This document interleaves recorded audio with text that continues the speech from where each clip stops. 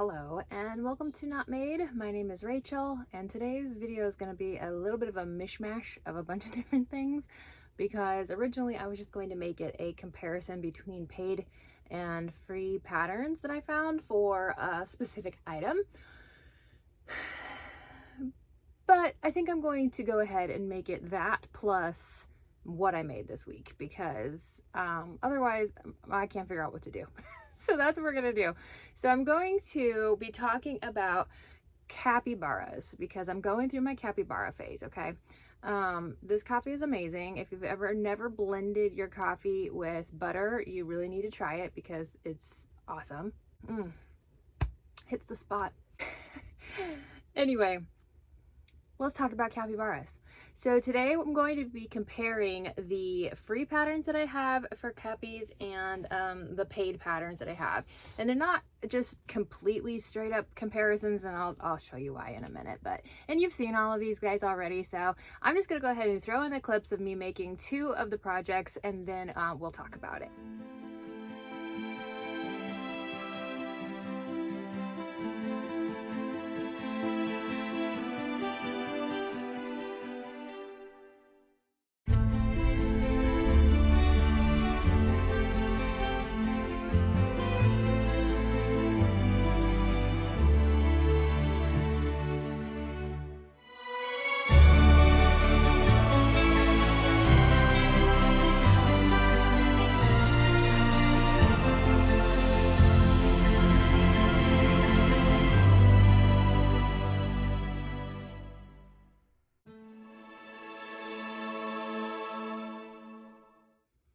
All right, so in those clips you saw me making mochi, and mochi is by a Sweet Beans Crochet. So there's our little mochi. Are you gonna put a guess in the comments if you think you know which of these is paid and which is not? And this is, who is this? This is Clive. And I think at the end of the video, he didn't have a face yet. Clive the capybara. And this is by Crochet Code, I believe. Yeah, did I say Clyde? It's Clive. Clive the capybara by Crochet Code. The Crochet Code. Okay, so we've got Clive and we've got Mochi. What do we think? Who's paid and who is free? You guys have probably seen these guys already, so this is probably not going to be a big shocker. Mochi the capybara is a free pattern on Instagram. Again, by Sweet. Come on, focus. It's trying to see my face. I love the shaping on this one. It's super cute. If you watched my last video, you may have seen a clip of me giving scritches and lettuce to an actual real live capybara, and it was one of the smaller ones in the herd. So that's what Mochi reminds me of. This guy is a chunky monster, Clive, and Clive is the paid pattern. Okay, so Mochi is free on Instagram, Clive is a paid pattern on Etsy, and his shaping is nice too. Okay, can't complain about that. Again, I shorted him a round of body. He should have had one more round past the feet, so that's why his back end looks a little bit weird. And then honorable mention, I have this pattern which I turned into a Valentine cappy, which does not sell. And that one is also a free pattern on Instagram. Let's find out who that one's by. Okay, so this capybara is by Avery Crochets. Okay, focus. And it is also free. I don't know. It works. I mean, the capybara is basically a giant potato. And then the last one that I have, of course, is Poggy's Place little critterling capybara, tiny little guy. That is also a paid pattern, but it comes in a big pack with a bunch of other itty bitty things. So my question is, out of these 3 guys, if it will focus, I hope it does, we have only one that is paid. With this basic copy shape, my question is it worth it for the paid pattern? I think I paid $3 something for this pattern. I had a discount, or it was on sale for Clive. And I mostly got it because I liked the way that the head was shaped, just slightly different. This one, I struggle with getting the head shape right. And again, I've talked about it before. My noses are always extraordinarily flat. Clive starts differently. Instead of a magic ring, you use a chain to get him started. Maybe that helps with the face shaping a bit. But again, he's tiny, so price point wise, it wouldn't be the same. I would say if you want to get a capybara pattern, there's plenty of free ones. And because the shape is really honestly just so basic, there's probably nothing that there's no reason why you need to buy a paid pattern. I'm not mad that I did. Clive, I will be making more of him. I do like, again, I like the way the head is shaped just a little smidge better than the free patterns that I've got. Other than this guy, I'm gonna make him forever. But I will say there is one pattern that I kind of want to do now. I saw it recently. I was watching Yarn and Whimsy, and she was talking about April from the Cozy Buckeyes Market Cappy. I don't remember the name of the pattern exactly, but anyway, I really liked it's a little loafish looking thing, and I think it works up bigger even than Clive, but I'm not going to buy it right now. I'm going to go work with what I've got. I think what I want to do is make his nose one round bigger, the dark part of the nose, and I think that that would give me almost the same experience as the other pattern that I was looking at April's pattern. I don't know. I feel like he just needs more brown on his nose, more dark brown. So I might try that with another pattern, or another another time when I make him again. But for now, that's kind of my conclusion there. I do really feel like you need to have a paid pattern to make a decent looking capybara. Like I said, they're basically a potato with, you know, lazy eyes. So there's nothing super intricate about the paid pattern that is that drastically different from a free pattern that I would say, yes, definitely go out and buy this one. So anyway, for what it's worth, that's my opinion. Again, like I said, I'm not mad that I bought it. I'm glad that I have that pattern, and I will probably use it more in the future. This one in particular has just some weird, the pattern just writes up weird. And I don't know if it has any specific purpose. Okay, so, you know, generally when you're working in a magic ring, you have your first magic ring of whatever, and then you have an increase round. Okay, so instead of increasing a round, what I was supposed to do is do 1 single crochet and then 3 increases in the next stitch. And I did not do that because my brain doesn't want to do that into a small, tiny little round. So maybe it would look different if I had. I don't know if that changes the shape significantly of the thing that you're doing, but I had never seen that before. It ends up with the same amount of stitches, but you just, instead of just increasing around, you're doing it differently. And so it's stuff like that that makes me have to pause and think, okay, what are we doing here? Why are we doing it? And then I have to, you know, figure out if I'm going to do it or do it differently or whatever. So it's little things like that that cause me to not want to do patterns like that again, just because it's written in a way that's just ever so slightly different. It puts a little jag in your workflow. That's the best way I can think to describe it. While I'm not saying I wouldn't do that pattern again, I've never done that round that way. I just do it the regular way. You know, again, it makes a nice looking capybara, and I sold several chunky capybaras using that pattern at my Christmas market. So I'm not mad about that.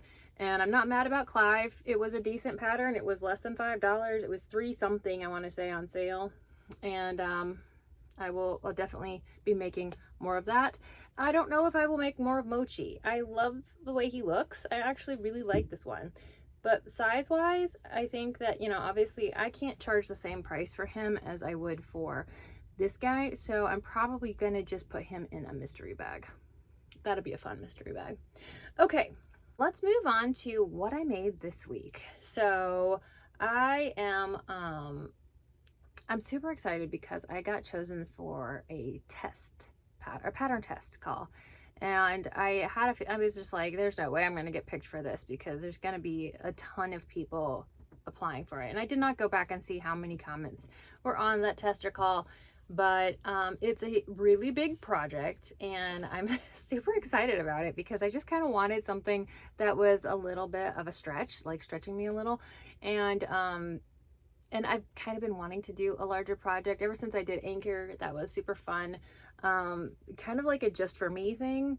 So anyway, just to be a little vague, I only found out about it this morning. So fuzz is flying. I'm very excited. I can't wait to share. But I'm gonna pause on that. I'm gonna put a pin in it and we'll come back. Okay. So all of that to say, I may not be cranking out very much other stuff in the next little bit because this project's going to take quite a bit of time and effort. But not to say that I generally have a lot on a regular basis, but I will have even less. I'm just giving you my excuse ahead of time. Okay, but all right, let's talk about this week. I made Wilder Fox from Oak and Marlowe's Fable collection. This is my first Fable make, and I did not make his cowl yet, though I may. I showed my daughter the picture of the fox on the pattern, and she was like, oh, he looks like a New York City fox. Do they even have foxes in New York City? They got rats. Maybe they should get some foxes. Anyway, he was a fun little make. I did not use the right size eyes on him, and so because of that, I did not do the face shaping the way it calls for in the pattern. It's just not going to be possible with these little eyes. I should have gotten bigger size eyes, but I didn't. So anyway, it is what it is. And then this weekend I want to make the Fable Baby mod because I just kind of want to see how those mods work with the Fable collection. It feels like the head is probably exactly the same, and then the body and the legs are where you get the modification, I guess. So we'll see.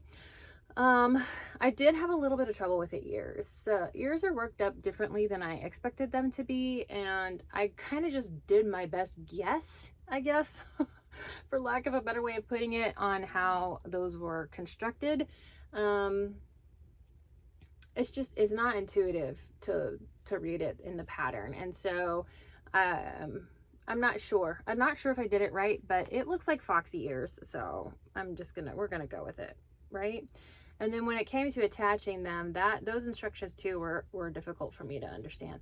But I think overall the product is what it is, and I like him a lot. I used Bernat, what did I use?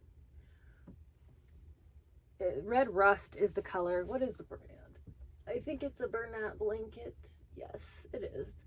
Bernat blanket. And if you've watched any of my older videos, you know that I was phasing out Bernat blanket yarn because it hurts.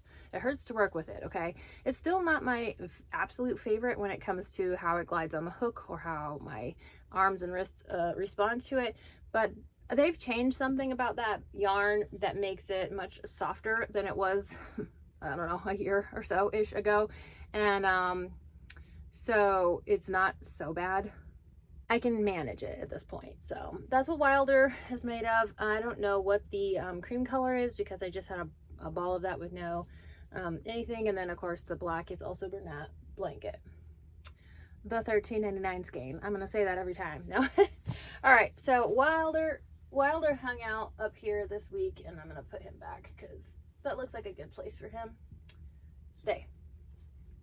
Okay, another one that I did and I cannot find the pattern maker was this kind of loaf. This was another one of those patterns that was in my tabs on my phone, and because I'm recording on my phone I can't go back and look. But if you're curious, the pattern maker, I can just comment and I'll tell you who it is in the comments. It's a free pattern. It's on a blog, not like Instagram. And let's see. We all knew who this is supposed to be. Now apparently Winnie the Pooh is now in public domain, but not so much Winnie the Pooh wearing this color. So this is just an homage, all right, to a character that may or may not be familiar, and I'm just gonna call it Honey Bear.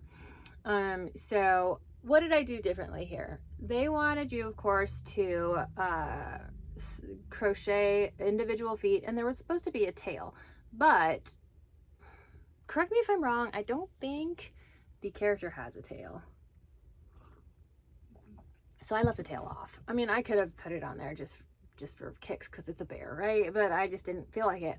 Anyway, they want you to sew on each of these individual feet after you've crocheted them in a teeny tiny little bubble, and I wasn't going to do that. I bobbled these, but what I did do that they suggested is to put 2 of the feet over the color change spots in the bear, so that way you don't have, you know, that color jag that you get when you change colors. I know that there's ways, but it just takes more time if you have to go back around and slip stitch and then crochet in the back loops and that whole thing. That's definitely a possibility, but I just thought this was kind of a creative way to cover that by using the feet. So that is what I did.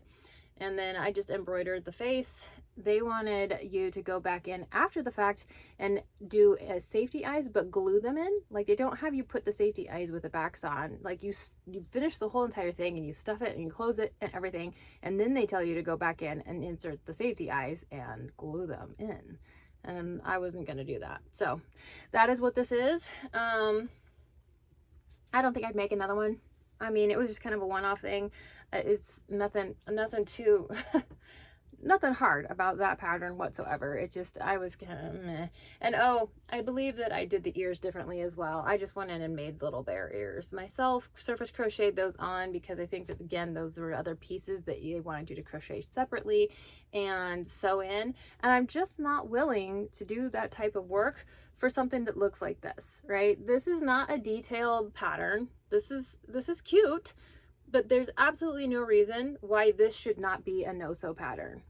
None whatsoever. And yet they wanted you to sew on 4, 5, 6, 7. They wanted you to sew on 7 pieces, and that's not going to happen. So anyway, that was fun. That was a fun one-off. I don't think I'll go back to that one, but again, I'm trying to work through my tabs that I have, you know, saved open on my phone or my computer with patterns, which, I mean, Instagram has a little saved little bookmark thingy on every post. So I don't know why I feel the need to just open the tab in a new tab and just keep it open indefinitely, that's the word I'm looking for.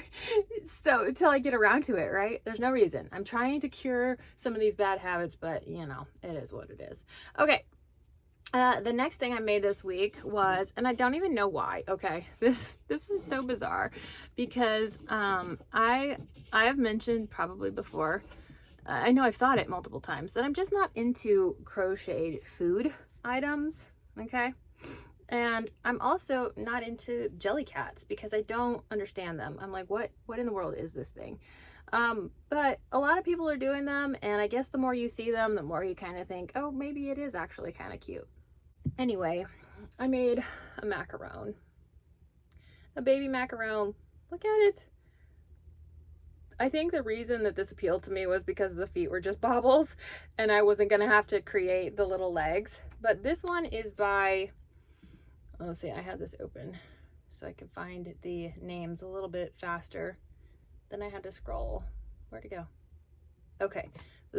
This pattern's by the Squishy Witch on, I cannot say that, wow, on Instagram. This no-sew mini macaron. Now, this was the first one that I made. I followed the pattern exactly, and you'll see the color changes are up here at the top. And you do the technique with the slip stitch. It may not be a slip stitch. It may be a single crochet. You know what? I don't know what it is in this one, to be honest with you. I'm thinking of a different pattern. But I didn't like how the color change was right there on the top of the head. So the second one that I made, I moved it and it's now at the bottom. I just changed where I put the bobble feet. That's all you got to do. You know, figure that out kind of. And then you have a nice smooth transition around the outside where people are going to be, you know, seeing that part. So I made that little guy, and then I made this one. So I'm going to make several more of these because they are an easy make. I struggle when it comes to batch making things because, one, I want to do it because I want to look like I'm stocked when I'm at my next market. I want to have multiples of kind of the same thing, but also I don't want to get stuck with 17 macarons if nobody else thinks that these are cute. You know what I mean? So that's where my struggle comes in. Tell me how you deal with that. Like, do you make multiples of the same thing, or do you just kind of make, you know, one-offs and just have a big menagerie to choose from? Like, how do you decide where to put your stuff? And I know I've watched multiple creators and they're just like, okay, I've got to make more of this XYZ product because I sold 10 of them or whatever. And so it's like they have their standard products that they sell, and maybe the problem is I just haven't done enough markets to know what my standard products would be. But also I get bored and I want to try different patterns. So anyway, I don't know what the answer is there. I know I am going to make more of the little macarons. And then I also found another pattern. This was the Jelly Cat inspired macaron by Sola.Crochet. And which was my first? This one. Okay. And this is the one with the actual legs. All right. I made the legs one round longer because I wanted them to be dangly.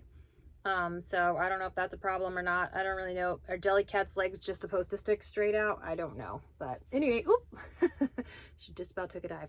Her color changes are also at the bottom. And this is the one that uses the back loops only kind of sort of technique, but it's not the slip stitch technique because it does use a single crochet. Anyway, I think it looks like a macaron. I will definitely put signage on them so that it makes sense, but I made that one, and then I made the little blueberry colored one. This is the blueberry color from the Stash Goals yarn. I really like it, actually, quite a bit. And then I made a yellow. What flavor would a yellow macaron be? Do we know? I don't know. I haven't had that much experience with them. And then I made one in the mint color. So I have 4 of these larger macarons, and I think I'm gonna just, you know, pump the brakes there because again, I don't know how these guys will go, and I don't want to be stuck with a bunch of Jelly Cat macarons. So that was that. And then the last thing that I made before this video comes out is this little octo. This is an octo pattern by All From Jade. I wanted to try it because I liked the little curly legs, the tentacles, more so than just the typical bobbles. This is a free pattern on Instagram. I messed this one up though. I don't know. Maybe this is becoming a theme. I skipped around, and then I was working on the legs and I'm like, this is not mathing. Like, it's not gonna work out. So a couple of the legs are a little more spread out because I had more stitches than I needed around, and then I was running out of stitches. So the last few legs are just kind of smushed in there. I mean, it doesn't really matter. Like, this tentacle is actually shorter than my others, but you can't really tell, right? This is cute. I'm gonna make several more of these in different colors because I wanted something, again, that I could kind of batch crochet, for lack of a better word, and just have several multiples. And this is a nice small size item that I could price in the under $10 range, and you know, I think it's cute. I think it's different than most of the octos. Most of the octos with the bobble legs, which I might make some of those too, who knows. But I kind of like the way that the little tentacles are done in this guy. And that's it. That's all that I made this week, which, you know, it is what it is. And I'm not mad about it. I think these are great. I'm looking forward to the pattern test that I'm going to get started on hopefully soon. I think I'm going to be using the frosting yarn that I got on sale last year. I listened to or I watched a YouTube video yesterday, and this lady was talking about basically managing your yard hoarding yarn hoarding stash stuff, and ways that she manages them herself, like a 2-in-1 2 out 1 in rule that she has for herself. She had a bunch of different things. And you know, her thing was a lot of times when you kind of impulse buy stuff, especially just because it's on sale, because you think, well, I don't have a project for this right now, but I have one in mind for later or whatever. She says a lot of times that later never comes, or later comes and you look at this yarn and you're just not as inspired by the original vision that you had for it. That's not really my problem, because I don't usually have a vision. I just like the pretty yarn, and I'm like, oh, it's on sale. I'm never going to find it at this price ever again. And so I buy a bunch of it, and I figured the vision will come later. So I definitely do need to work on the yarn situation. Okay, it is a situation, and but I feel like this coming up test pattern is really going to help me kind of mow through some of that that yarn that I got on sale last summer. So see, it can happen. It comes around, right? I had been thinking about just turning it into baby blankets, because it is a baby blanket yarn. And I may do that with whatever's left over after I finish this, this project. So we'll see. There's always a use for yarn, okay? It doesn't have to sit there moldering in your house for ages and ages. There is a use for it. And even the acrylic yarn that I have stashed way up high where it can't be visible, I'm going to make beanies out of it with my knitting machine, and that's going to be its use. Whether I give those away or sell them or whatever the case may be, there is going to be a use for it. So I just have to find the time and the self-discipline to make those things happen. So I'm going to manage my yarn obsession and addiction, as some may call it, but it's okay. I don't need an intervention yet. Maybe just a tiny one, but I'm doing okay. All right, I will talk to you guys later. I hope you have an amazing week, and share in the comments if you guessed which of the capybaras was a paid pattern. You probably already knew, but that's okay. Just pretend like you didn't know, and give me a guess. All right, I will talk to you guys the next time, and yeah, happy crocheting. Bye.